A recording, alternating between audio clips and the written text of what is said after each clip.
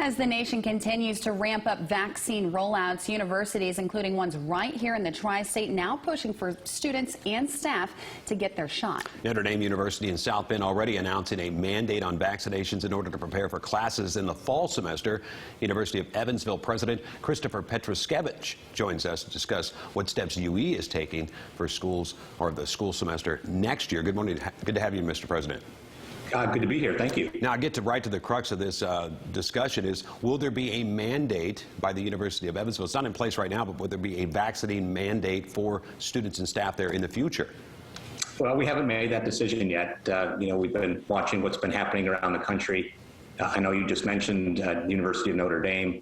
There's about 10 or 12 colleges and universities across the country that have already made that decision. Our coronavirus task force is looking at it. We'll make a determination in the coming weeks and coming months, but we want everybody to get vaccinated. And in fact, UE partnered with our friends at St. Vincent to have UE vaccination days for the last 4 days. Any of our students that wanted to get vaccinated had a time slot, so we're really excited about the first step in the process. Now, should the university move to making that a mandate or I guess a policy in the future, who would be involved in that discussion or that decision? Well, that would be our senior leadership team along with our board of trustees, and we'll have that conversation over the course of the next couple of weeks and couple of months. Now, we know that the vaccine rollout is ramping up. A lot of people are receiving the vaccine. But what are the plans for the fall semester? You know, nationally, we've been talking about case numbers rising again. We're seeing this across the country. If you see that at your own campus, what are the plans in place to move forward with that? Well, the expectation is that more and more people will be vaccinated. And of course, we know that on a university campus with 3,000 people, vaccines will help us contribute to having safety in numbers again. So the expectation is that more people will be vaccinated and we'll be back at full strength in the fall semester, classes in person with a few classes online. But we also have contingency plans in the events that we see a spike. We've been able to transition to online learning platforms pretty quickly if we need to be able to do that. Our faculty are very comfortable with it. Our students are comfortable with it. We have the infrastructure in place to be able to do it. So unlike last year where it was a ramp-up period for universities across the country, I think we're ready if we need to make a change. Now, during the typical semester, the University of Evansville has students from over 60 different countries. They're very proud of that.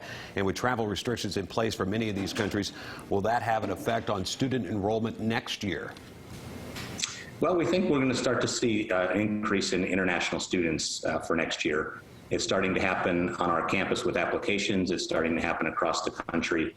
I think with opening up some more of the travel restrictions that have been in place before, I think the expectation is we'll see more students. And the good news is our international students here have been well taken care of. And in fact, as part of our vaccine policy, students from the University of Evansville, whether they're from Indiana or from another country, are eligible for the vaccine here. As you have conversations with those who are in administration as well as even students maybe who you talk to on campus, are people accepting of the vaccine? Are people wanting to get the vaccine? Yeah, I think so. When we opened up some time slots, the first time slots were on Saturday. We filled up our first round of time slots within the first half an hour. So their students were very anxious to be able to have their turn. As you know, Hoosiers 16 and older became eligible on March 29th. Our first time slots were April 3rd, and we filled them up pretty quickly. Fortunately, with our partners at St. Vincent, we were able to open up more time slots, and anybody who wanted a vaccine, any of our students who wanted a vaccine from the university was able to get a time slot. And of course, the timing is very good. They were administered the Pfizer vaccine, which requires a second dose in 21 days, and they'll get their second dose before they leave for the end of the semester. Now, commencement is coming up next month. Are you planning to have two graduating classes this year, 2020 and 2021 students at the same time?